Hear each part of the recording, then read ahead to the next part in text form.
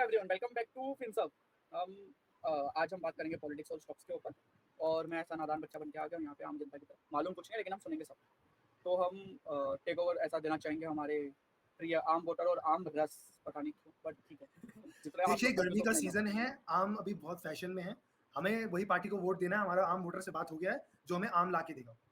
हमें अभी आम की रिसेंटली स्कीम पता चला है आम की स्कीम चाहिए हमें, चाहे वो एकदम आम आदमी पार्टी दे जी। या फिर बीजेपी दे केजू ब्रो, या फिर केजू bro is out. I am asking him, request, आम के ऊपर कुछ लाएं आप। एक फ्री भी हमें चाहिए आम के ऊपर। वोट मेरा आप ही को जाएगा। चलिए, अब एक बार फटाफट आम जनता बताएंगे हमें चार्ट खोल के कि निफ्टी का क्या हाल हुआ है। एकदम बेचारे को पीट पीट के क्या हाल बना दिया निफ्टी का। लाइक अभी इलेक्शन का दौर चल रहा है, बीच में मोदी जी 400 पार की बातें कर रहे थे और अब मोदी जी 400 पार बोल ही नहीं रहे हैं कि क्या माहौल है आम वोटर के, इसे हम जानेंगे। पर उसके पहले बार चार्ट खोलेंगे आम जनता द्वारा कि क्या चल रहा है, बोल कितना रहे हैं पिट सब। गया है। और सारे बड़े स्टॉक्स एक जितने भी है सब लाइक पिट रहे हैं इन जनरल। अभी डिफेंसिव स्टॉक्स पे काफी ज्यादा रश चल रहा है। गोदरेज, कंज्यूमर, HUL, आपका मैरिको, ये सब जो डिफेंसिव स्टॉक्स है वो सब अभी काफी रनअप दे चुके हैं। और अब आने वाला टाइम में ये देखना होगा कि ये जो अनसर्टिनिटी है ये क्या इलेक्शन आते आते और ज्यादा मार्केट को नीचे लेके जाएगा या और ऊपर लेके जाएगा, क्योंकि अनसर्टिनिटी दोनों तरफ काम करता है। It's not a one sided thing. So उसी के साथ आप चार्ट देख लीजिए फटाफट से एक बार। यस, तो जैसा यहाँ पे देख सकते हैं, लाइक 1 मंथ कर लीजिए प्लीज आम जनता। Yes, good stuff. अगर आप देखिए लाइक होता ना ऊपर नीचे चल रहा है और लाइक होता ना मूवमेंट काफी साइडवेज रहा है। 6 मंथ्स पे टच करिए एक बार। काफी मूवमेंट ऊपर नीचे रहा है। और अगर आप यहाँ देखिए फाइनली कंसोलिडेशन हो रहा है एंड की तरफ में इलेक्शन आते आते, which is I think an important juncture इस होल सेगमेंट के लिए, क्योंकि अब इलेक्शन के रिजल्ट के बाद में एक नया स्ट्रेच ऑफ रैली या डाउन टर्न स्टार्ट होगा, क्योंकि फिर अमेरिकन इलेक्शन आने वाले हैं। तो उसके लिए भी होता है ना एक अलग वीडियो बनेगा। पर आज हम मोदी जी के बारे में बात करने वाले हैं। चार्ट हटा दीजिए, बताइए आम वोटर भैया क्या हो रहा है। 400 पार या 350 पार, कितना पार? अब ये पहले मार्केट गिर क्यों रहा है? 7 मई का दिन था जब वहां पे गुजरात में इलेक्शन था, उसके बाद फोर्थ फेज शुरू हुआ और एक चौंकाने वाली चीज हुई जिसमें प्राइम मिनिस्टर नरेंद्र मोदी अपने स्पीच के दौरान ये बोलते हैं कि अदानी अंबानी कांग्रेस को पैसे दे रहे हैं। मतलब जो ये तो कैपिटल उन्होंने रिवर्स माइंडसेट, नहीं हो गया? यस, उन्होंने रिवर्स खेला गया है यहाँ पे कि कैपिटल माइंडसेट वाली जो गवर्नमेंट है वो अदानी अंबानी को एक्यूज कर रही है कि वो कांग्रेस की मदद कर रहे हैं या फिर कांग्रेस उनसे पैसे ले रही है।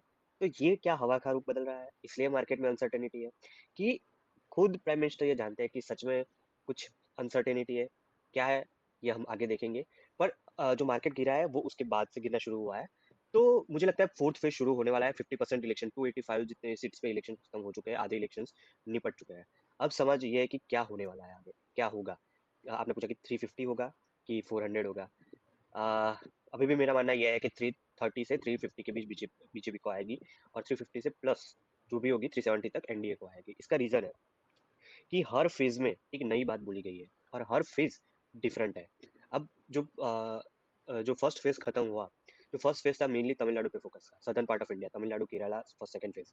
उसमें कभी भी हिंदू मुस्लिम्स की बात नहीं की गई।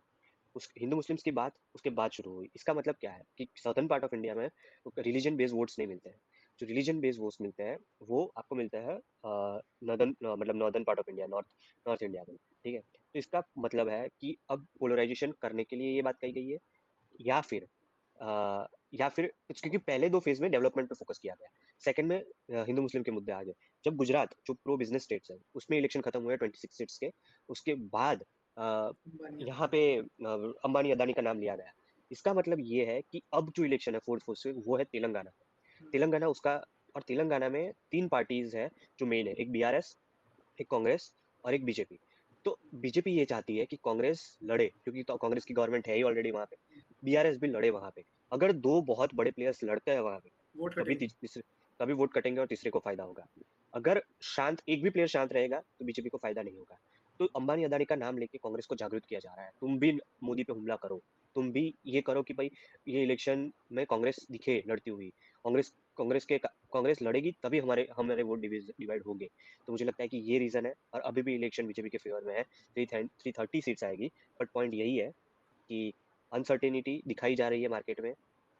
तो देखते क्या होता है आगे। यस, आम जनता मेरे बताइए। पास मेरे पास आम जनता के पॉइंट ऑफ व्यू से एक क्वेश्चन है।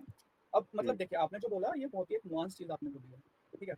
लेकिन जब मैं इसको एक नॉर्मल पॉइंट ऑफ व्यू से देख रहा हूँ, नॉर्मल लेंस से देख रहा हूँ, जब मैं कॉमन पैंट के टर्म से देख रहा हूँ, तो मेरे को लग रहा है कि यार बीजेपी थोड़ी सी है ना प्रोवोकेटिव इसलिए हो रही है क्योंकि अब डेस्परेट हो रही है लेटली।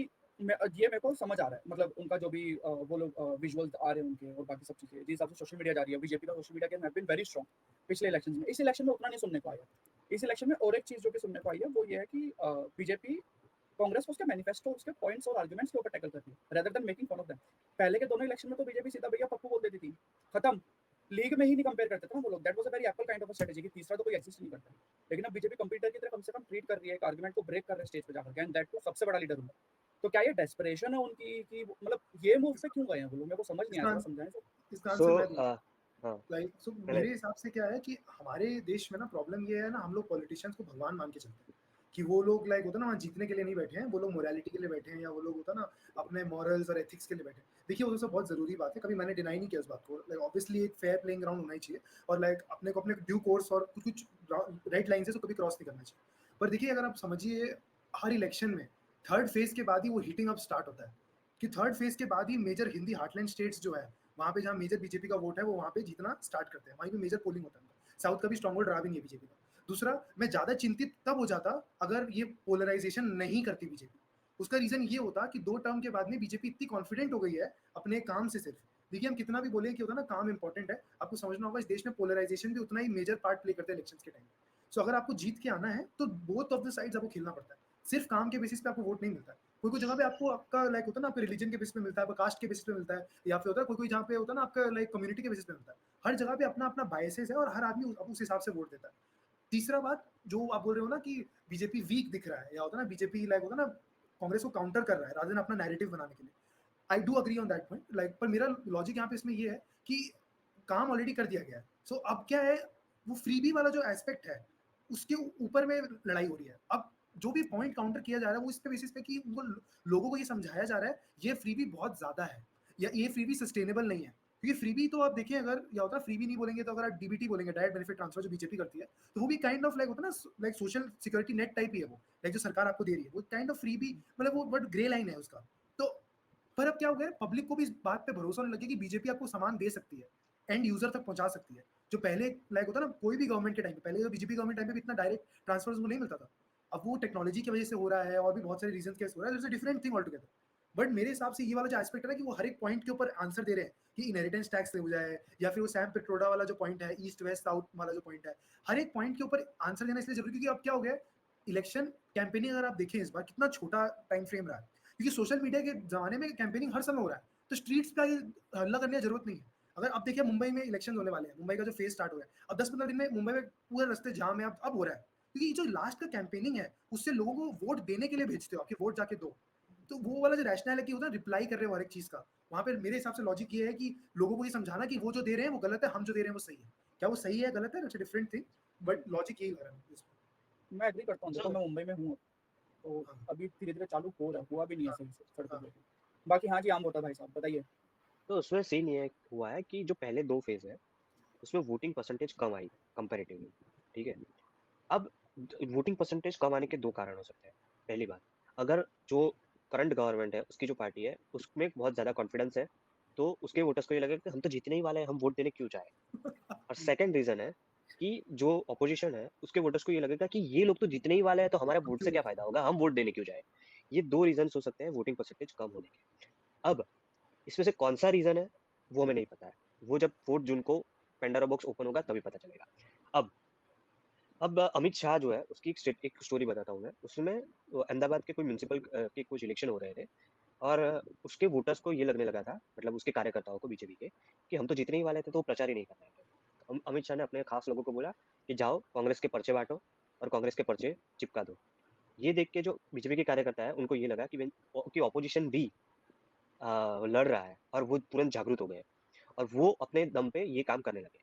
तो जो बीजेपी कर रही है मैनिफेस्टो कांग्रेस को फोकस करके, वो इसलिए कर रही है कि वो अपने वोटर्स को ये मैसेज देना चाहते हैं कि देखो, तुम अगर वोट देने नहीं गए और अगर कांग्रेस आ गई, तो जो उसके जो आइडियाज है जो कास्ट सेंसस करने का, वो हिंदूज को मैसेज देना चाहते हैं कि आपको कास्ट में डिवाइड किया जाएगा। वो जो जो जो प्रो कैपिटलिस्ट लोग हैं उनको मैसेज देना चाहता है कि आपका वेल्थ का डिस्ट्रीब्यूशन हो जाएगा। और तो ये मैसेज बीजेपी मैनिफेस्टो के माध्यम से, कांग्रेस के मैनिफेस्टो के माध्यम से देना चाहती है। ऐसे तो बीजेपी बोलेगी तो कोई मानेगा नहीं बीजेपी के वोटर्स, क्योंकि मोदी जी ये बोलते ही रहते हैं पप्पू पप्पू या फिर वो सब। और तो काफी सारी चीजें वहां पे भी बोलते हैं कि जैसे शहजादा, वो बोल रहे हैं शहजादा। पर मेन पॉइंट है कि अब मजाक बनने से बीजेपी के वोटर्स को एक रूटीन जैसा लगेगा कि ये तो सर बोलते ही रहते हैं मोदी साहब। पर उनका पॉइंट है कि अब लॉजिकल आर्गुमेंट देके बीजेपी के वोटर्स को जागरूक किया जाए कि आप वोट देने चाहिए, परसेंटेज कम नहीं होना चाहिए। तो मेरे हिसाब से ये रीजन है कि वो कांग्रेस को मैनिफेस्टो पे फोकस कर रहे हैं। मेक अब सेंस आम वोटर भाई साहब एक Um, प्रिडिक्शन दे दीजिए आप अपने तरफ से, फिर आम जनता से ही पूछेंगे उनका क्या प्रिडिक्शन है, फिर हम अपना भी बताएंगे। कितनी सीट बीजेपी, कितनी सीट एनडीए? 330 से 350 के बीच बीजेपी, ठीक है, 370 तक एनडीए। ठीक है। आम जनता, क्या है आपका राय इसके ऊपर? हमें पता है आप काफी डम्ड आउट है पॉलिटिक्स में, बट स्टिल। यार डम्ड आउट नहीं बोलने तो अच्छा है। देखो, आम जनता सबसे स्मार्ट वोटर है, इंडिया का वोटर सबसे स्मार्ट है, हमें जिससे फायदा होगा हम उसको देखें। लेकिन कहने में बोले तो देखो, हवा आपकी बार तो किसी की भी ऐसी इतनी तगड़ी लगने दी है हमारे हिसाब से, तो हम तो भैया बैठे हैं हमारे घर पे बढ़िया। अगर हम सोशल मीडिया बंद कर दें तो हमें तो पता भी ना चले कि हो क्या रहा है। हाँ। अब की बार उतनी लहर वाली बात तो किसी भी पार्टी ने नहीं करी, बट हो सकता है कि वो नया सोशल मीडिया और ये सब की वजह से कर। बट हाँ, एक वो है कि एग्जिस्टिंग काम जिसने अच्छा किया है और जिसने तो प्रूव कर चुके कर सकते हैं, क्योंकि यूपीए ने भी भैया कुछ प्रूव किया नहीं था, वो भी 2 टर्म रह चुके हैं, उसके बाद 2 टर्म ये रह चुके हैं, इनका ट्रैक रिकॉर्ड बेटर है। तो आई थिंक बीजेपी आनी चाहिए। नंबर की पूछोगे तो भैया हमें नहीं पता, हम तो वोट देने चले जाएंगे, बाकी देखो भगवान भरोसे। मेरे से अगर आप पूछें तो मेरे हिसाब से 300 बीजेपी, 310 बीजेपी और 340 एनडीए। आई थिंक थोड़ा सा एक बार आम वोटर से पूछना चाहेंगे हम कि 2019 में कितना सीट था बीजेपी का? बीजेपी का 303 था। 303 था, तो अर्थवी मेरे को 310 से ज्यादा नहीं आना चाहिए बीजेपी इस बार। आई थिंक थोड़ा सा ओवर कॉन्फिडेंस आ गया है, but I think enough seats है कि जो भी डिसीजंस पुश करना है पुश किए जा सकते हैं। अब जो हमारा जो नेक्स्ट सेगमेंट है वो आने वाला है, वो होगा आपके, हम कुछ लाइक होता है ना सेक्टर्स के बारे में बात करेंगे। पहले हम एक डिस्क्लेमर रन कर देते हैं, सेबी हम आपको देख रहे हैं प्लीज, ठीक है। हाँ, तो मेरा पॉइंट सिंपल सा है कि जो 2 सेगमेंट के बारे में हम बात करने वाले हैं, 2 स्टॉक्स के बारे में बात करेंगे हम, और वो सेगमेंट्स ये, क्योंकि मुझे और कुछ मिला नहीं उसके अंदर में। एक है कोटक के ऊपर में, अगेन रिकमेंडेशन नहीं है ये, और एक है राउट मोबाइल के ऊपर में। और हम आम जनता और आम वोटर से भी पूछेंगे उनका क्या राय है इस सेगमेंट के ऊपर में। पर पहले मैं थोड़ा सा राउट मोबाइल के बारे में बता देता हूँ कि राउट मोबाइल क्या टाइप का बिजनेस कर रहा है और उसमें क्या प्रॉक्सिमिटीज है फ्यूचर प्रॉफिट। सो राउट मोबाइल अगर आप बेसिकली देखेंगे तो एक क्लाउड कम्युनिकेशन प्लेटफॉर्म है, जो बेसिकली क्या करता है, आपको message, phone call, email, SMS filtering और एनालिटिक्स, बेसिकली ये सब जो काम है क्लाउड कंप्यूटिंग में काम करते हैं। उसके ऊपर अगर आप देखेंगे उनका जो लाइक होता है ना चैनल्स है, लाइक होता है ये सब डिफरेंट टाइप ऑफ चैनल्स है। इनका कुछ अभी रिपोर्ट्स पढ़ रहा था मैं, और उसके थ्रू मेरे को पता चला इनका भी मेजर पार्टनरशिप हुआ है, तो वो वोडाफोन आइडिया के साथ में हुआ, और वो लोग बेसिकली वोडाफोन आइडिया का एनालिटिक्स वाला डिवीजन जो है उसको बाय आउट करके बेसिकली डेटा बाय आउट कर रहे हैं धीरे धीरे, और उसके ऊपर आगे और काम करना चाहते हैं वो लोग। इनका जो मेजर रेवेन्यू मिक्स है वो मैसेजिंग सर्विसेज से आता है, जो कि मेरे हिसाब से आने वाला टाइम में इस सेगमेंट में एआई का काफी ज्यादा यूज होने वाला है, और ये सेगमेंट इन जनरल काफी बढ़ने वाला है, स्पेशली क्योंकि व्हाट्सएप का जो बिजनेस वाला साइड है वो काफी ग्रो करने वाला आने वाले टाइम में, और उसका जो टिल्ट है इंडिया के अंदर स्पेसिफिकली, इंडिया में व्हाट्सएप बिजनेस मेरे से काफी बड़े तरीके से बूम करने वाला है, क्योंकि काफी इजीली आपका सारा काम सॉल्व कर सकता है वो, अगर उसको प्रॉपर्ली यूज करें। और डिजिटल लिटरेसी इंडिया में एक्चुअली धीरे धीरे काफी बढ़ने लगा है। अगर आप देखिए इनका जोग्राफिकल स्प्लिट क्या है, 91% एक्सपोर्ट का काम है इनका, और सिर्फ 9% डोमेस्टिक है, लाइक होगा ना। और कुछ कुछ एक्विजिशंस भी इन्होंने किया है, और आर&डी पे भी काम कर रहे हैं, और लाइक इनका बहुत सारा सब्सिडरीज है, लाइक ना, उसके ऊपर मैं बात करूंगा आगे, कैसे सब्सिडरीज में ये लोग बटे हुए हैं और कैसे आगे काम कर रहे हैं। इंपॉर्टेंट चीज जो मेरे हिसाब से ये है, मार्केट कैप देखिए कंपनी का, वो है 9,000 करोड़ के आसपास का मार्केट कैप है, और अगर आप इनका सेल्स देखें सालाना, वो है 4,000 करोड़, बेसिकली 2 टाइम्स अर्निंग अभी प्राइस चल रहा है, और इनका प्रॉफिटेबिलिटी है 389 करोड़ का। बोरोइंग 378, अभी बोरोइंग बहुत ज्यादा रैंप अप कर लिया गया है। उसका रीजन ये है, खुद के डेटा सेंटर्स खोल रहे हैं, खुद का क्लाउड कंप्यूट धीरे धीरे बढ़ाना स्टार्ट कर रहे हैं, और खुद का हर चीज इंटीग्रेट कर रहे हैं, बेसिकली सप्लाई चेन में वैल्यू ऐड कर रहे हैं, जो काम बाहर में आउटसोर्स कर रहे थे वो खुद करना चाह रहे हैं। उसके ऊपर में अगर आप और देखेंगे शेयर होल्डिंग पैटर्न जो है, प्रमोटर ने हल्का सा स्टेक काटा है, हल्का सा तो ज्यादा ही काट दिया है, 9% के आसपास का। पर अगर आप देखिए तो लाइक होता है ना, काफी लाइक लिमिटेड मात्रा में लाइक होता है प्रमोटर बचे, पर काफी स्प्लिट वर्डिक्ट में। इंपॉर्टेंट चीज ये भी है कि इनका जो मैंने आपको बताया सब्सिडरीज है, तो जो प्रॉक्सिमस ग्रुप है, जो बेल्जियम बेस्ड कंपनी है, वो राउट मोबाइल का 67% ओन करता है। अगर आप यहाँ पे देख सके तो हाँ। को पायलट यहाँ पे 57.7% स्टेक है राउट मोबाइल के अंदर में, जो सब्सिडरीज के थ्रू राउट किया हुआ है। सो काफी कुछ इस सेगमेंट में भी कर रहे हैं, और ये लोग लीडिंग टेक्नोलॉजी जायंट्स है बेल्जियम में, और काफी बढ़िया काम कर रहे हैं।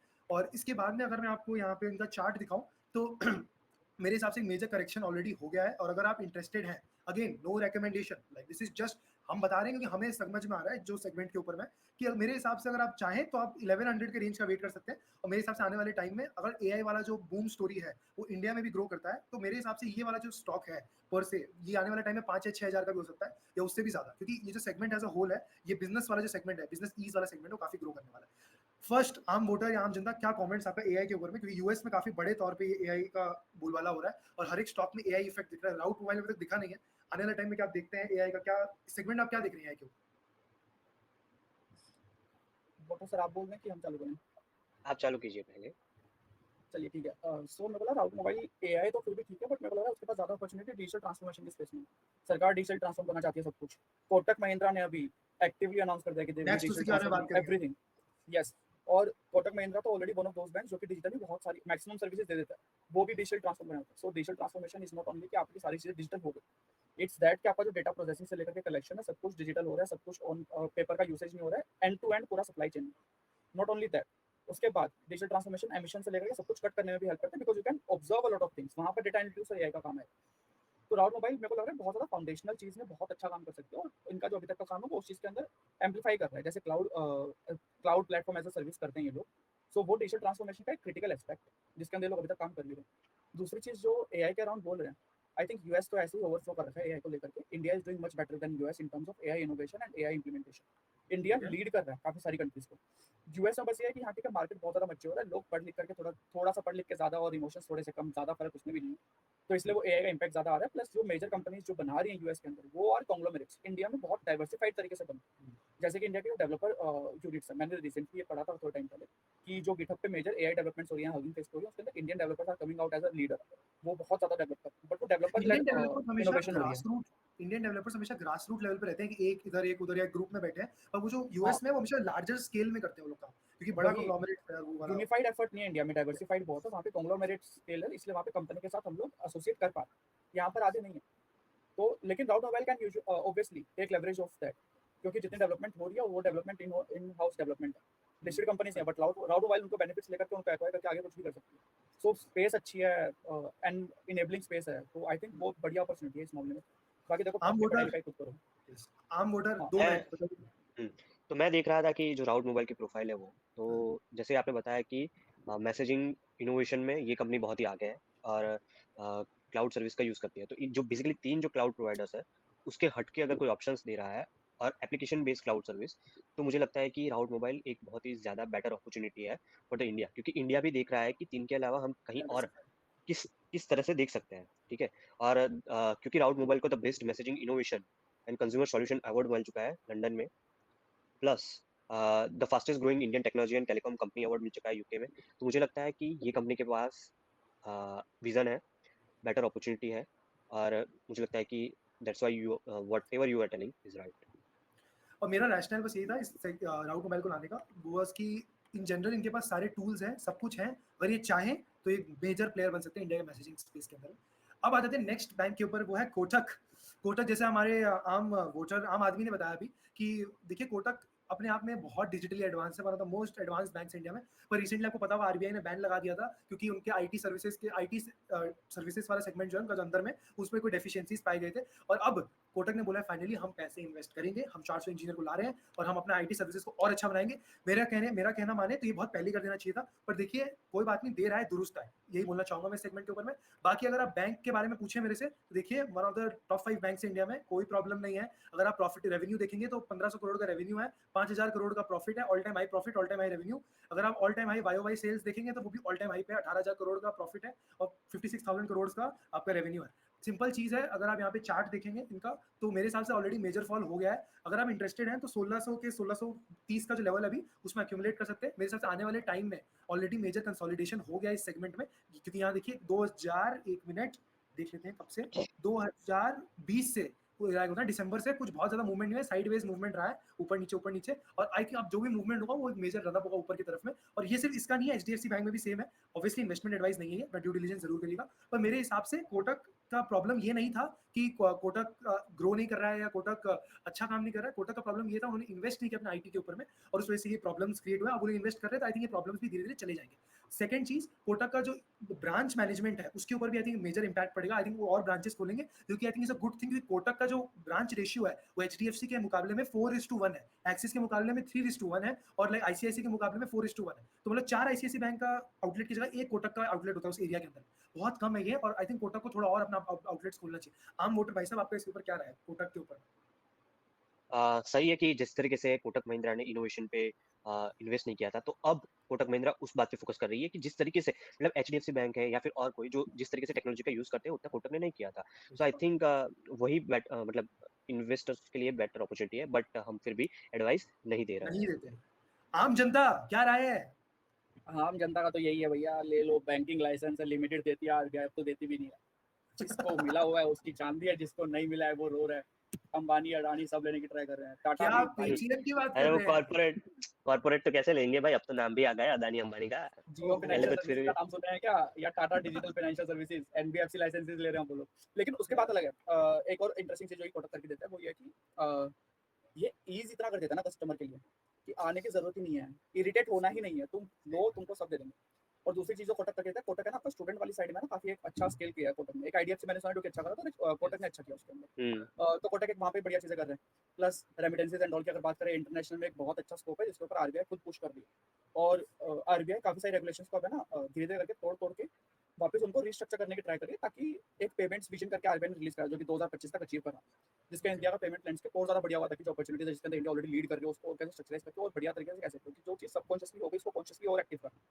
रेमिटेंसेज इंडिया के आ रहे थे, हमारे हैं चाचा ताऊ सबके यूएस यूके में बैठे हुए जो कि बेच रहे हैं पैसे, वो काउंट हो रहे हैं। बट उसको और एफिशिएंटली कैसे करें, लोग कैसे बढ़िया से भेज सकते हैं, कैसे और अच्छे से हो सकता है, कैसे एक्सपोर्ट्स में फायदा मिल सकता है, वो सारी चीज़ें हो रही है जिसके अंदर बैंक्स का फायदा है, क्योंकि उनके मार्केट एक्सपेंड हो रहा है, एक बड़ी पाई बनती जा रही है जिसके अंदर से उनको टुकड़ा एक बड़ा मिलेगा। तो वो एक तो चीज़ है जो कि आ रही बेसिकली है, तो लंबा गेम है। मोटा-मोटा जिस्ट हमारे आम जनता के द्वारा ये है, बैंकिंग लाइसेंस है, बाकी अपना ड्यू डिलिजेंस खुद करो। देखो, हम पे भरोसा करने का फायदा नहीं, पैसे खुद के लगने वाले हैं, ठीक है? प्लीज़। और सेबी नीचे डिस्क्लेमर चल रहा है। Thank you. उसी के अब साथ कोई डिस्क्लेमर लास्ट बोल के कमेंट्स? करते हैं, 1 मिनट हेलो, सेबी हाँ, सेबी से हमको डर लगता है, डिस्क्लेमर बोल दो बेशक। हाँ, पढ़ाई-लिखाई की हम बातें खाली, हम सेक्टर की जी, बातें कर रहे हैं मेनली। जी। आप 50 बैंक और देखोगे उसमें भी आपको सिमिलर चीज़ें मिल जाएँगी, बट हमें जो अच्छा लगा ना हमने बोला। हम बाकी टेक्निकल स्टॉक्स का एग्जांपल इसलिए देते हैं क्योंकि हम आपको समझाना चाहते हैं कि कौन सा सेगमेंट के बारे में बात हो रहा है। लाइक होता है ना, ये कोई रिकमेंडेशन नहीं है भैया। हाँ। और कोई लास्ट कमेंट्स किसी के? आज बस के लिए संडे सैटरडे संडे है, आराम करो। आज के लिए समाप्त करते हैं। Thank you for watching.